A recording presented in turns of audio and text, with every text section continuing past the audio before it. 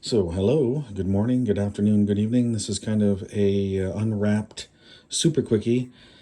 So, one of the things I tried while I'm waiting for the new IBM cartridge is to have the cartridge run through the ribbon, and did discover something kind of cute is rather than try to hand feed all the ribbon through, hand feed it, is I ended up getting the chuck around the knob there, have it tightened up, and of course I did this outside of the printer. I don't know if that made a difference or if it's just because the printer had not been used so often that, just kind of seized up in some spots. But it does seem to be working somewhat better the more I run test pages through it.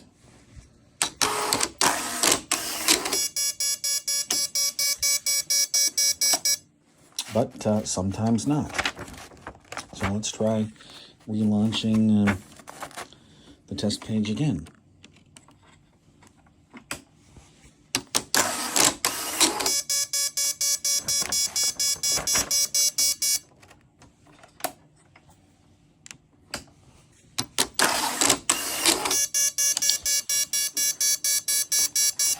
Well, it's making a liar out of me right now.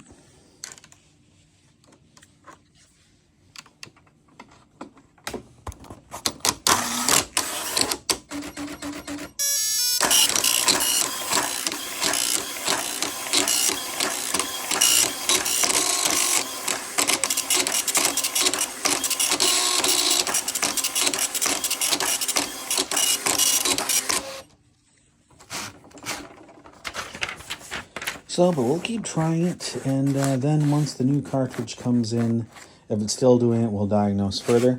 I still am looking for the hardware maintenance manual for a ProPrinter X24E or in a Jam Pro printer. Thanks for watching, and we'll see you in the next video.